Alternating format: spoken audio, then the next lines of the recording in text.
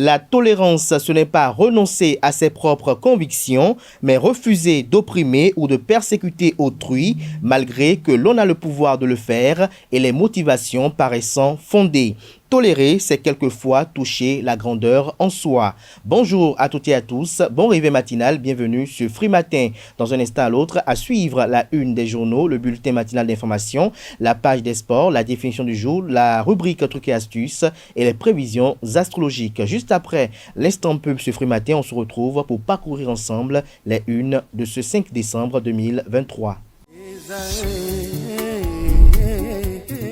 L'École supérieure d'administration, d'économie, de journalisme et des métiers de l'audiovisuel ESAE offre de nouveaux challenges pour l'année universitaire 2023-2024. Étudiantes et étudiants, parents d'élèves nouveaux bacheliers, ESAE, c'est la garantie d'une formation de qualité à des conditions très avantageuses. À Gbedjromede, à Papa, à Boumekalavi et Parakou, inscrivez-vous en administration générale, administration du travail et de la sécurité sociale, trésor et finances publiques, impôts, diplomatie et relations internationales, journalisme et métiers de l'audiovisuel, gestion des marchés publics, planification et développement local, sciences économiques, sciences juridiques et toutes les filières des sciences de gestion. ESAE vous offre des bourses, demi-bourses et de réductions pour les premières inscriptions dans toutes ces filières. Waouh! En licence 1, 2 et 3 et en master, bénéficiez jusqu'à 50% de réduction sur tous nos sites. N'est-ce pas génial? Infoline. ESAE Gbedjromede, 3e rue à droite en quittant le carrefour Le Jador pour la BIBE Jéricho ou au plus 229 90 93 65 21 98 98 14 00 à Kpakpa au plus 229 52 88 33 33 à Boumekalavi au plus 229 52 88 44 44 Parakou au plus 229 52 46 12 12.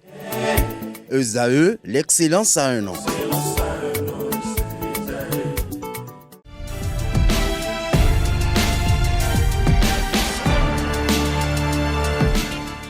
Bonjour à nouveau, chers amis internautes. Nous démarrons la une des journaux comme à l'accoutumée par le quotidien Maison.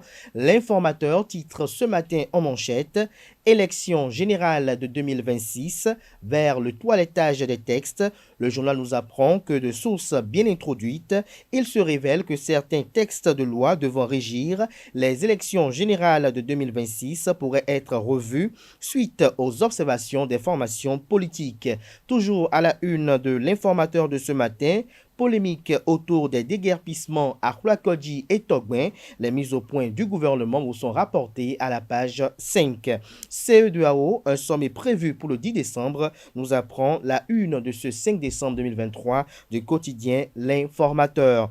Assemblée nationale Bar CNHU, Centre national hospitalier universitaire, Hubert Koutoukou-Maga de Cotonou. La situation des dialysés préoccupe les députés. Les interpellations faites au gouvernement vous sont rapportés à la page 6. À l'oreille droite du même canard ce matin, on peut lire Journal École, Guinée-Bissau, Ambalo dissout le Parlement. Une invite ainsi à découvrir dans les colonnes de sa parution les quelques lignes réservées aux productions journalistiques des étudiants en formation sur les différents campus de l'ESAE, l'école supérieure d'administration, d'économie, de journalisme et des métiers de l'audiovisuel. La Nation ce matin en manchette parle de promotion du tourisme, des précisions sur le quartier créatif et culturel. L'article informatif est à retrouver à la page 2.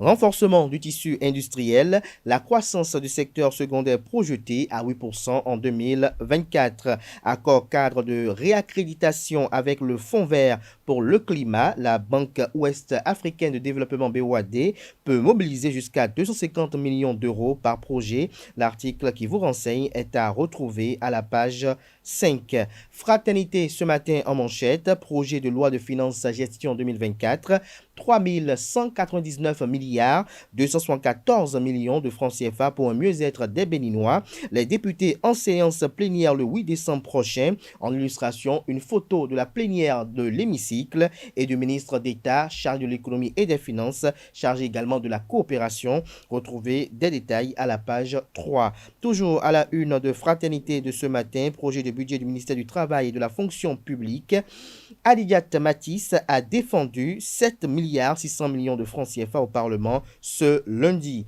Le matinal propose ce matin inflexibilité du président Patrice Talon sur la libération des prisonniers et exilés dits politiques, les portes de sortie pour l'opposition. Le journal nous fait savoir que l'inflexibilité de Patrice Talon sur la question des personnalités politiques détenues ou en exil met-elle en péril tous les espoirs de mise en liberté ou de retour au bercail de ses compatriotes?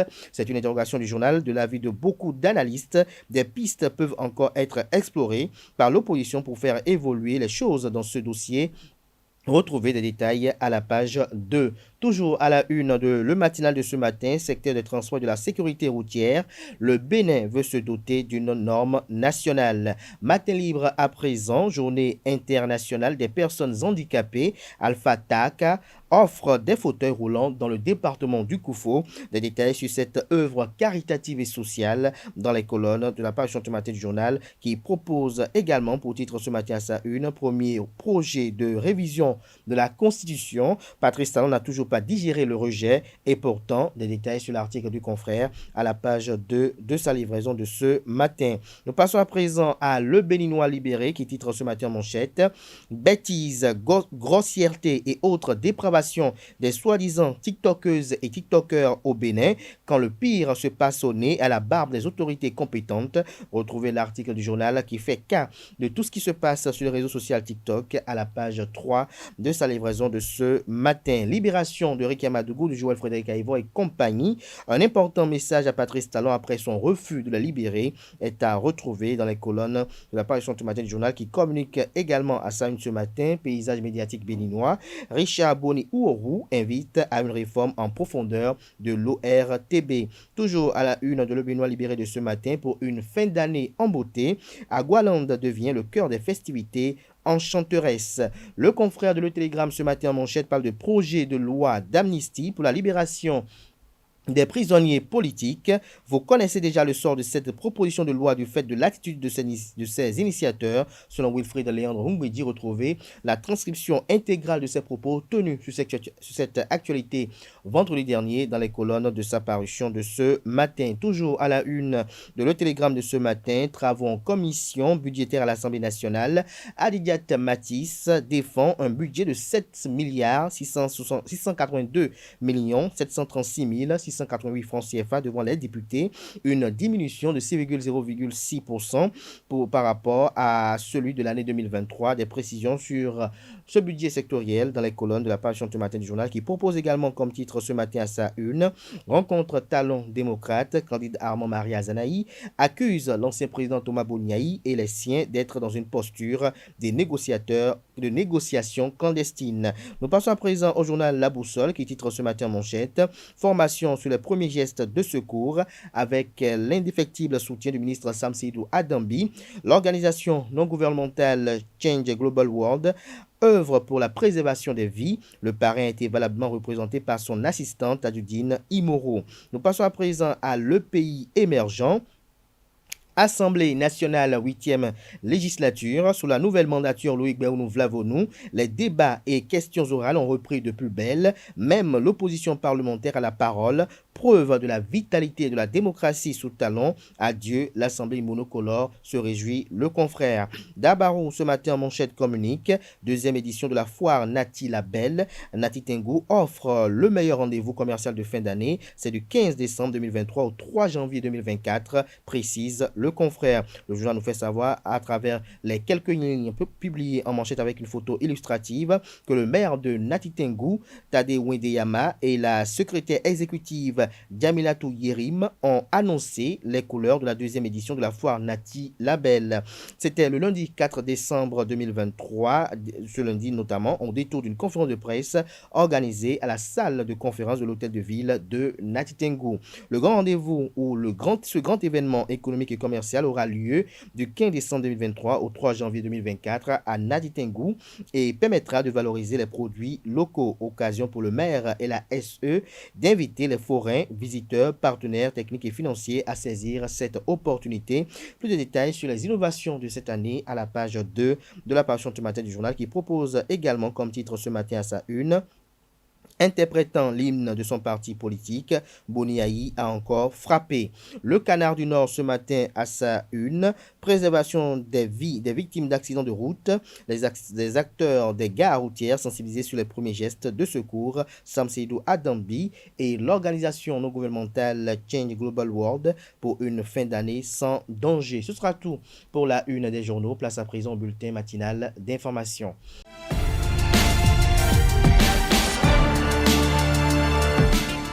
À toutes et à tous, bonjour. 35 investisseurs français prennent part à Cotonou à un forum de 3 jours consacré à l'agribusiness. L'objectif est de constater de visu les opportunités d'investissement qu'offre le Bénin. Ces assises sont la conséquence de plusieurs actions, comme la participation du chef de l'État béninois Patrice Talon à l'édition 2022 de la rencontre des entrepreneurs de France les 29 et 30 août, ainsi que le roadshow organisé en juin 2023 par l'Agence de promotion des investissements et des exportations APS et la Société d'investissement et de promotion de l'industrie CIPI Bénin, structure en charge de l'exploitation, de l'aménagement et de la promotion de la zone industrielle de Glodjibé. La 6e édition du Gala Grand Prix international de l'économie sociale, solidaire et innovante a reconnu les mérites de Judith Glidia-Tiakwe à la tête de la Poste du Bénin cette année en tant que meilleure DG femme du secteur public. La soirée de remise des récompenses s'est déroulée dans un complexe hôtelier à Cotonou le samedi 2 décembre 2023. Le reportage est signé Setondelaros Adjagouina. Au milieu des 20 talents béninois et africains distingués au Success Stories Award 2023, s'élève une Amazone, Judith Glidia-Tiakwe. Directrice générale de la Poste du Bénin depuis janvier 2020, elle a reçu le prix de la meilleure DG femme du secteur public de l'année. On a regardé d'abord son expertise dans le monde du management des professeurs titulaires en centre de gestion, donc nés dans ce travail-là. Mais à la tête de la Poste, qu'est-ce qui a changé valablement? On a travaillé, on a fait des enquêtes et on a vu que la Poste était toujours déficitaire, mais à l'arrivée de Mme Glidia à la tête, les choses ont changé. La Poste est vue comme une entreprise que tout le monde côtoie et je pense que elle mérite donc qu'on lui dise merci pour ce travail. Sous la direction de la professeure Judith Glidia-Tiakwe, la Poste du Bénin est devenue une entreprise financièrement et économiquement viable, puis une référence mondiale en matière du service à la clientèle pour la livraison rapide. Cette récompense couronne sa bonne gestion managériale. C'est de la fierté que cela m'inspire et de la joie. Aussi la reconnaissance surtout au chef de l'État, M. Patrice Talon, et à mon ministre de tutelle, le ministre Romeo Wadaï, pour tout ce qu'ils font pour que je puisse aller encore davantage plus loin. Le chef de l'État nous a toujours demandé, dans tout ce que nous faisons, de révéler le Bénin au monde entier. Et donc, c'est à l'exercice que nous essayons et c'est ça qui a donné ce résultat. Donc, c'est vraiment une joie pour moi. Et je profite pour dédier ce prix à toutes les femmes béninoises pour leur dire que nous sommes capables de le faire et également à tous mes frères et sœurs que cela pourrait inspirer. Cette distinction représente le fruit de la résilience de tous les postiers. Judith Glidia-Tiakwe rend fier son entourage. C'est une fierté pour nous tous et c'est surtout une fierté pour la femme béninoise. Et donc je suis là ce soir pour rendre un hommage mérité à la femme béninoise à travers la DG Judith Glidia, qui fait beaucoup et qui aujourd'hui a montré à toutes les femmes béninoises que dans le secteur entrepreneuriat, la femme peut faire beaucoup. Ce prix va encore booster la DG Judith Glidia-Tiakwe à donner le meilleur d'elle-même pour renforcer les success stories de la Poste du Bénin. Pour y parvenir, elle pourra toujours compter sur le soutien permanent et sans faille de son époux, le docteur Edouard Tiakwe. Autre information dans ce bulletin matinal d'information, un ex-collaborateur de l'imprimerie Toundé SA a attrait la société en justice le 1er juillet 2023. Celui-ci réclame le paiement de la somme de 3 174 000 francs CFA pour des prestations réalisées courant juin et novembre 2022 dans le cadre de l'édition d'ouvrages illustrés des classes de CI et CP. Le tribunal a condamné la société Imprimerie Toundé SA à payer à son collaborateur la somme de 3 174 000 francs CFA. La demande de condamnation au paiement de 375 000 francs CFA au titre de frais irrépétibles du collaborateur a été rejetée. Dans un autre registre, dans le cadre de sa mission caritative au Bénin, l'association Il Sorriso di Moc Italia a lancé un projet social d'envergure à Glazoué. Elle a lancé le samedi 2 décembre dernier l'implantation d'une ferme sociale avicole à l'aide des femmes à Aguagon. Le reportage est signé Tondelaus à Djagouénon.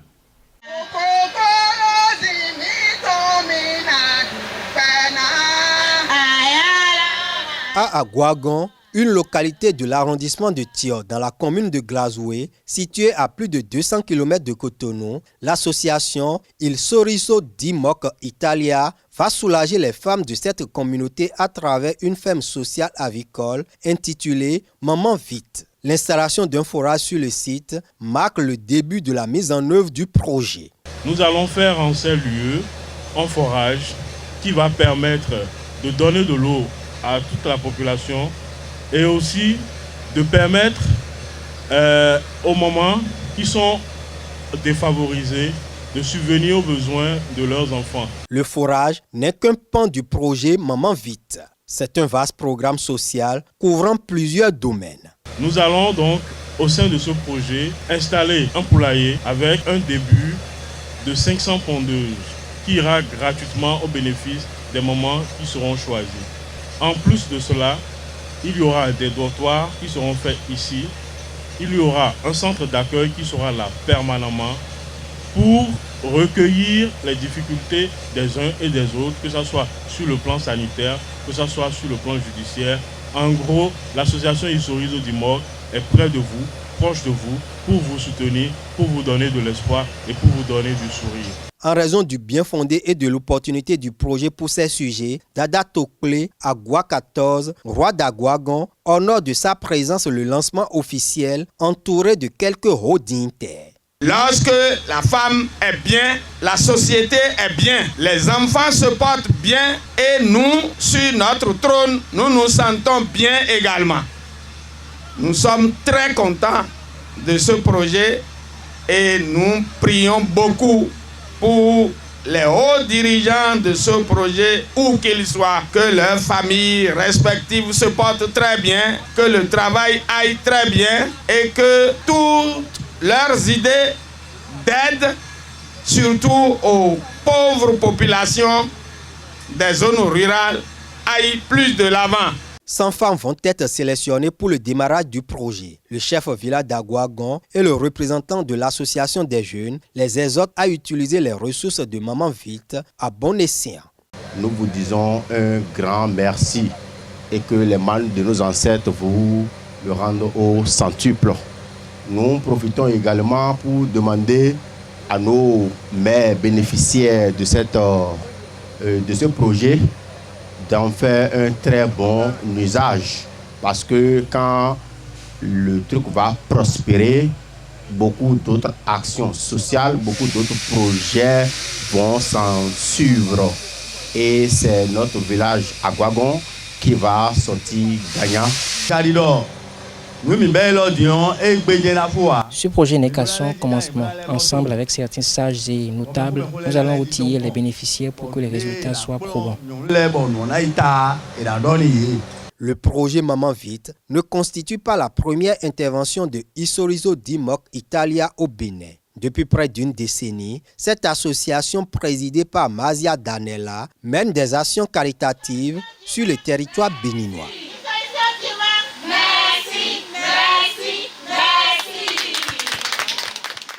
Dans une autre veine, ce matin au Bénin, la fabrication, l'utilisation, la commercialisation et la manipulation des sachets plastiques sont interdits au regard des dispositions de la loi numéro 2017-39 du 26 décembre 2017 portant interdiction de la production, de l'exploitation, de la commercialisation et de la détention, de la distribution et de l'utilisation des sachets plastiques non biodégradables en République du Bénin. La période transitoire étant achevée, la phase répressive est annoncée pour mettre fin à l'usage des sachets plastiques dans les communes du Bénin. Dans cet élément, Honora Agbotomé, président de l'ONG Les Béatitudes, expose les conséquences liées à l'utilisation de ces sachets plastiques. Il faut forcément l'accompagnement, la bonne volonté de cette structure étatique et de la police républicaine surtout pour nous faire entendre. Si cette collaboration ne peut pas exister, je ne vois pas là où on pourra y aller avec ces tests. Je crois qu'ils sont là pour que les tests et les lois appliquées, et ceux-là qui veulent tordre court, et ceux-là qui pensent tenir tête à la loi maintenant, et ceux-là qui pensent s'opposer à la loi, il faut que la loi leur soit appliquée pour qu'ils comprennent que désormais, il y a une loi. Et le législateur n'a jamais pris une loi, non seulement dans le plaisir ou de sa propre volonté. C'est compte tenu de certain nombre de choses qui se passent que le législateur a toujours pris des lois. La durée de vie de ces sachets bio-non-dégradables, ils ont une durée de vie de 450 ans. Vous pouvez imaginer? Durée de vie de 430 à 50 ans. Durée de vie. Et tout ce que ça crée. Par rapport à nos produits halieutiques là, et ils font que, et quand ils sont, les vents les emportent dans les sachets et que nos produits halieutiques, les poissons se mettent dedans, donc ils sont asphyxiés. Ils ne peuvent plus produire. Voilà les problèmes. Et il y a le vent qui les soulève et qui vous cache la vue sur votre voiture, dans votre moto, et ça crée des accidents. Et il y a également nos animaux, et qui en prennent seulement là, ça va dans leur truc, dans leurs estomacs, autres là. Et maintenant, c'est la mort qui en est suivie. Ce que ça crée, c'est tout. Or, on le dit, mais tant qu'ils ne vont pas comprendre, et c'est ceux qui sont cancérigènes. Et la bonne nombre de Béninois ont cette habitude d'aller acheter, prendre des repas chauds dedans pour aller manger. Or, c'est cancérigène et ça tue. D'accord? Une loi n'est jamais votée pour le plaisir. Et vous demandez à chaque loi qui est votée, on va vous dire ce pourquoi cette loi est votée. Et voilà les conséquences qui suivent. Et si les conséquences sont là, et pourquoi ne pas attendre d'abord que ces choses arrivent d'abord? L'État est qui est le maître. L'État est qui a le pouvoir de diriger. L'État qui a non seulement donc ce pouvoir de répression pour dire la loi contre les déchets doit être appliquée. Je crois qu'il doit jouer son rôle, pleinement son rôle. Parce qu'en tant que population, beaucoup me connaissent d'abord, on dit la loi. Et quand on avait parlé des histoires de casse, d'autres disent c'est ma tête. Ah bon, ta tête. Et il faut qu'on te laisse maintenant t'écraser sur les goudrons, mourir pour ne plus servir la passion. Or, ta vie préoccupe l'État. À présent, je vous invite à suivre Honorable Botomé qui apprécie le compte-rendu du gouvernement béninois des pratiques illicites d'organisations non gouvernementales ONG prétendant effectuer des contrôles dans les marchés, bars, restaurants et magasins issus du Conseil des ministres du mercredi dernier. Cette décision prise par le Conseil des ministres est louable. Nous y réfléchissons depuis un bon moment. Parce que dans une maison, s'il y a un responsable, s'il y a un chef, et qui, à un moment donné, il y a tellement de tohu-bohu, il y a du désordre, il doit pouvoir mettre fin à ce désordre, à sonner la fin de la récréation. Je crois que c'est ce qui vient d'être fait. Et nous ne pouvons qu'apprécier non seulement cette décision du Conseil des ministres par rapport à bon nombre de choses que nous-mêmes nous enregistrons sur le terrain, sur bon nombre de gens. Le gouvernement, en entendant ces genres de choses, par rapport à nos populations qui se plaignent, des gens se viennent pour les gruger et qui auront pris d'énormes sommes chez eux, qui sont partis et qui viennent maintenant ramasser parfois non seulement de ces produits qui disent avariés et qui partent sans qu'on ne sache la destination de ces choses-là. Il est normal que les populations se plaignent et que le gouvernement, dans sa logique et dans son pouvoir à diriger, quand même, prenne ces genres de dispositions. Les conséquences d'abord, c'est-à-dire par rapport aux populations qui sont victimes, je crois que la question est à ce niveau, ce que le gouvernement vient de faire qui reste. Mais l'autre chose par rapport aux conséquences, c'est dire si ça doit continuer, et ça doit être généré sur tout le monde, même si tous ceux-là qui sont habilités et qui sont l'expertise à le faire, les conséquences en sont également énormes. Et je crois que le gouvernement, dans son communiqué, a été clair, ce que beaucoup n'ont pas compris. On a dit certaines associations avec des individus mal intentionnés. Et par rapport à la question des descentes, que ce soit dans les bars, et que ce soit dans les markets, que ce soit dans les magasins, que ce soit dans les marchés, là, je crois que c'est ce que le gouvernement a surtout à dire. N'importe qui ne doit pas se lever pour dire « je suis sanitaire ». Il faut d'abord avoir reçu la formation. C'est pourquoi je me suis pris pour dire « d'abord, nous sommes des brigadiers sanitaires formés par le ministère de la Santé ». Ça fait eux. Et en temps normal, d'abord, dans la question d'enregistrement de la question, même si c'est des ONG, mais dans les activités qu'ils doivent mener, et s'ils ont d'abord reçu cette formation, et s'ils ont d'abord cette qualité de le faire, tout doit partir de là. L'enquête de moralité par rapport à leur personne, même s'ils le font au niveau de casier judiciaire, d'abord, et par rapport à la question de leur rapport, leur collaboration, revenir sur la question de la loi de la décentralisation qui donne compétence aux maires à gérer sur leur territoire tout ce qui est de l'hygiène et de l'assainissement. tout cela va pouvoir quand même assainir véritablement le cadre. Autre information ce matin, à Gamadin, un quartier de la commune d'Abomey-Calavi va abriter le musée Champlia. C'est un hommage au professeur Champlia décédé en mai 2015. Selon le président de l'association des amis de Champlia, le professeur Adrien Wanou, le musée va accueillir des visiteurs béninois et étrangers. Les travaux seront lancés en mai 2024. La mairie d'Abomey-Calavi s'est engagée à accompagner le projet. L'association des Odjets du Bénin, AOB, a été en assemblée générale extraordinaire le samedi 2 décembre 2023 à son siège. Ces assises ont été l'occasion de renouveler le bureau exécutif de l'association. Le reportage est signé Anaël Dou. L'association des Odjets du Bénin, AOB, a procédé au renouvellement de son bureau exécutif. Juste Géraud Hinkati a été plébiscité à nouveau à la tête de l'AOB. Dans une ambiance festive et de convivialité, les délégués et invités venus des fêtières comme Ocel, ordre du culte Egungun du littoral, du président Gabriel Guénéou, Adoskeb, association des descendants Oloo, Salako, Kouola et Tiodja du Bénin, les jeunes de Ouida et bien d'autres ont également échangé sur les déviances dans le milieu. L'AOB, c'est une association de jeunes. Donc, ce qu'on va faire, c'est de rassembler nous les jeunes, après s'organiser. L'association a été mise en place à cause des dérapages qu'on observe ici à Cotonou. Donc, c'est pour finir avec ces dérapages que nous jeunes, on a eu à décider de créer une association qu'on appelle AOB. Ce renouvellement va permettre à l'AOB de reprendre ses activités. Pour y parvenir, elle a reçu les bénédictions des aînés.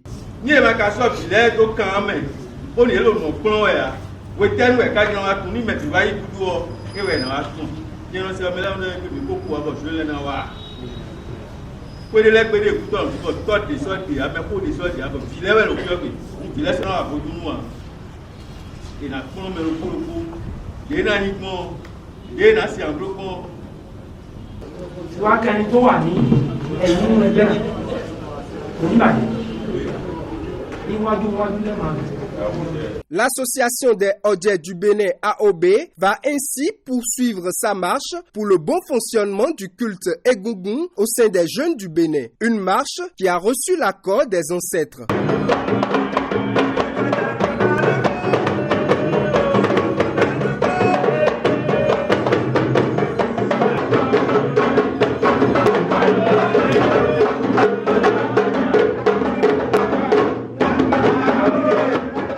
C'est tout pour le bulletin matinal d'information de ce matin. Merci et à bientôt.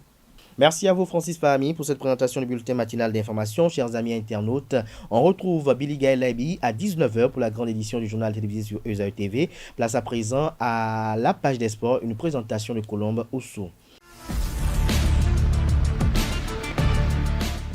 Bonjour à tous, un plaisir de vous retrouver pour vous informer sur l'actualité sportive. La première édition des Jeux de l'Association des comités nationaux olympiques d'Afrique ACNOA de la zone 3 démarre ce mardi 5 décembre 2023 à Lomé au Togo. Au niveau du handball, 6 pays sont engagés. Les différentes configurations sont connues. Les Amazones du Bénin héritent de la Côte d'Ivoire et du Nigeria. Ce jour, le Bénin joue la Côte d'Ivoire à 16h demain mercredi. Le Bénin rencontre le Nigeria à 17h. La journée du jeudi 7 décembre est consacrée au match de classement et à la grande finale. Parlons toujours de cette compétition en volleyball. Les 5 pays présents à ces Jeux de l'ACNOA vont s'affronter en linéaire. Les Amazones volleyeuses démarrent face au Ghana ce matin à 9h contre le Ghana après le match inaugural Togo-Burkina Faso. Ensuite, le Bénin jouera 2 matchs le mercredi, d'abord le matin à 7h face au Burkina et l'après-midi à 16h contre le Nigeria. Le dernier sera face au pays hôte, le Togo. Les matchs de classement 3e et 4e place et la finale 1er et 2e au classement se joueront le vendredi. Autre information, Josias Luc Zanfoyon, ex-international gardien de but et entraîneur des gardiens de but de Léger Handball Club, organise une formation et une remise à niveau itinérant sur toute l'étendue du territoire national.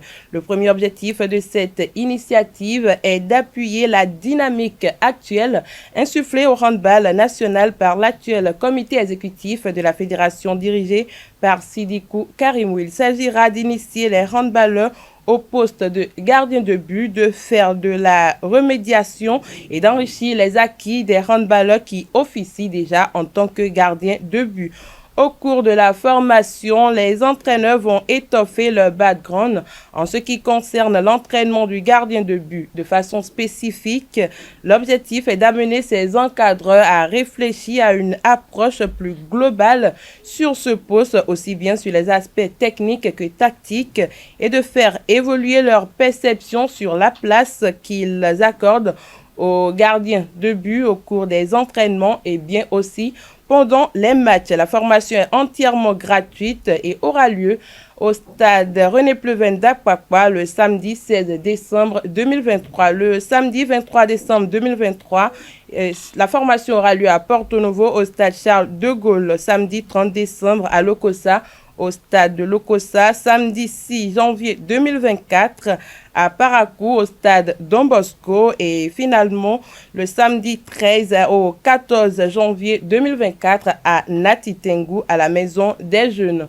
Pour finir, la première édition du caravane dénommée Toutes les filles au karaté organisée par la Fédération béninoise de karaté-do avec le soutien du ministère des Sports et de l'ambassade de France s'est achevée le week-end écoulé à Cotonou. Au total, plus de 500 filles ont été impactées lors de cette campagne faite de sensibilisation, de détection et de perfectionnement. Je vous invite à suivre Florence Ligan, représentante des femmes à la Fédération béninoise de karaté-do, et Roch Armel Kenom, président de la Fédération béninoise de karaté-do, qui se réjouissent du bilan de cette campagne.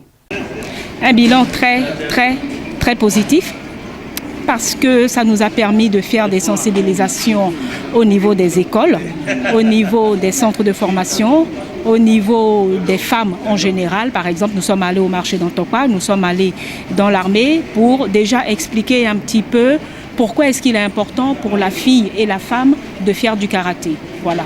Et nous avons fait des camps d'initiation et de techniques de self-défense qui se sont tenus les 18 et les 25 novembre dernier pour justement doter la fille de techniques pouvant lui permettre de se défendre en cas d'attaque physique et psychologique. Au cours des sensibilisations, on a pu remarquer que les filles étaient intéressées, les filles adhéraient au message, les filles posaient des questions, elles étaient curieuses.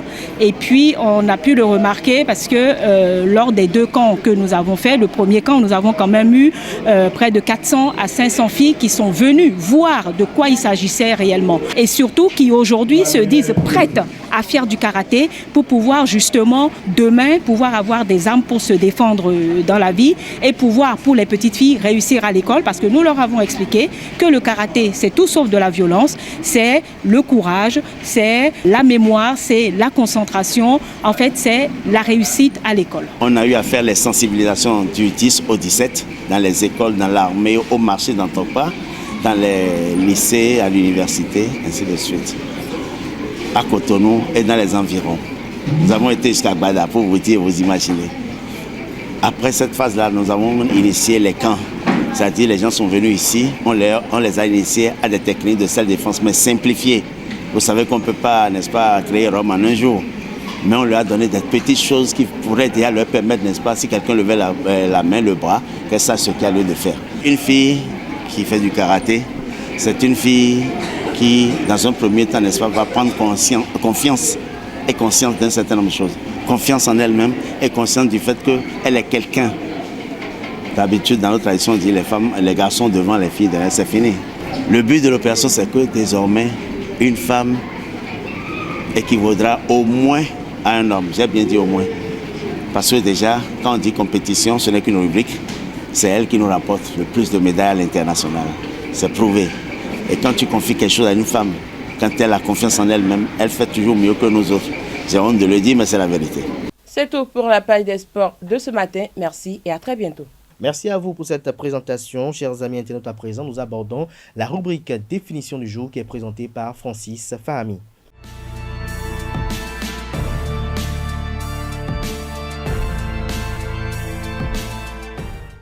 À nouveau, bonjour. Première expression très usitée des jeunes gens, faire le thug. Cela signifie faire le rebelle et l'on emploie régulièrement sous la forme arrête de faire le thug. Une utilisation d'un terme anglais pour le moins hyperbolique.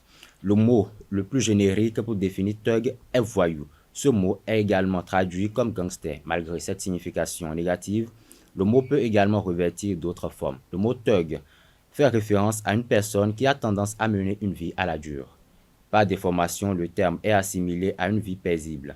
Ce terme, à l'opposé du mot relatif à l'univers des gangsters, désigne une vie pas du tout risquée, mais dont on se moque ouvertement. D'autres jeunes gens plutôt, peuvent employer le terme en tant que fake, c'est-à-dire il fait référence à une fausse information. L'origine du mot thug provient d'une secte indienne qui était très active entre le XIIIe et le XIVe siècle. Les membres de cette secte furent craints pour leur activité dangereuse. Il s'agit par exemple d'assassiner des voyageurs en se servant de la strangulation.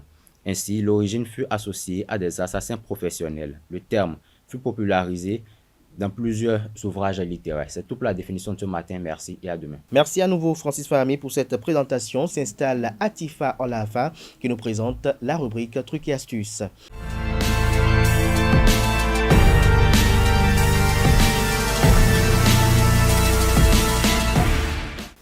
Bonjour à tous et bienvenue dans l'astuce mode de ce mardi. Aujourd'hui, on parle de 10 règles à suivre pour porter un costume.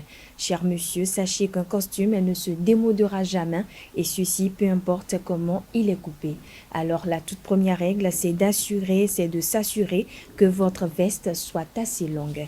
Ici, la tendance est au costume souple et fluide, offrant une grande liberté de mouvement. Alors optez pour une veste plus longue qui tombe juste en dessous de la hanche. Deuxième règle, gardez les manches toujours droites. La couture d'épaule d'une veste à la construction souple doit se trouver à l'extrémité de l'épaule au niveau de la jonction épaule-bras. Par conséquent, la courbe de votre biceps ne doit jamais être visible à travers votre veste. Troisième règle, alignez le col de votre veste sur celui de la chemise. Assurez-vous que le col de la veste repose soigneusement sur le col contre le col de chemise et donc ils doivent presque se toucher. Quatrième règle, boutonnez votre veste comme il se doit. La façon dont vous boutonnez votre veste sera différente selon que vous portez une veste droite ou croisée. Pour les personnes élancées ou grandes de taille, il est surtout recommandé les vestes croisées car elles épousent la silhouette et créent une illusion en termes de coupure. Cinquième règle, dévoilez légèrement les manches de votre chemise. Veillez laisser apparaître le bas de la manche de votre chemise, mais pas plus d'1 à 2 cm. Sixième règle, portez votre pantalon assez haut. Veillez toujours à ce que le pantalon repose sur le haut des hanches. S'il est porté trop bas, vous aurez l'air négligé. Septième règle, faites en sorte que votre pantalon tombe bien. Il est recommandé un pantalon à revers fuselé pour créer un look moderne avec un très léger tombé de manière à ce qu'il arrive juste au-dessus de la chaussure et laisse apparaître la chaussette. Huitième règle, osez le gilet. Songez à toujours porter le gilet boutonné et suffisamment serré pour épouser votre silhouette.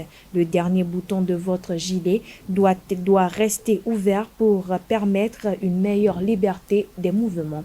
Avant-dernière règle, ajouter une cravate fine en soie. Cher monsieur, misez sur les cravates fines, mais pas trop fines également. Privilégiez les couleurs comme le noir, le bleu foncé, le gris, etc. pour créer un look bien moderne. Attention, votre cravate ne doit jamais dépasser la ceinture. Dernière règle, coordonnez vos accessoires en cuir. Optez généralement pour un mariage de la ceinture et des chaussures. Mais bon, le choix est grand de nos jours.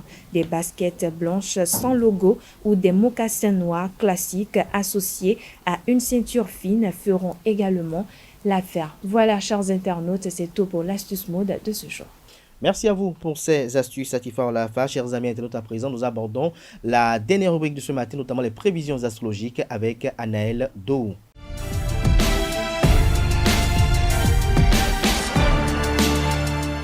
Mesdames et messieurs, bonjour et bienvenue dans l'horoscope du jour Bélier. C'est l'occasion pour vous d'améliorer votre compte bancaire et de faire plaisir aux uns et aux autres. Taureau, votre vie sentimentale prend un nouveau tournant aujourd'hui. Gémeaux, à présent, votre vie quotidienne deviendra plus facile dans les jours à venir et vous apprécierez.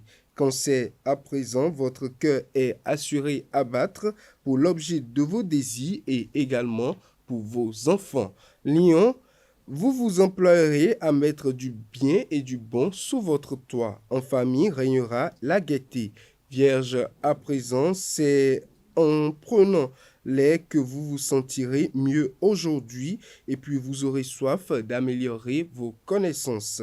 Balance, vive votre petite ou grande fortune. Il sera question d'argent aujourd'hui. Scorpion, la petite bénéfique visite votre signe et elle s'accentue sur la chance et votre charme. Sagittaire, à présent, il vous faudra vous montrer patient aujourd'hui. C'est l'occasion pour vous de faire le point. Capricorne, vos efforts seront récompensés aujourd'hui. Verseau, avant-dernier signe, vous saurez vous montrer responsable et en tout premier lieu dans votre vie publique et aussi privée.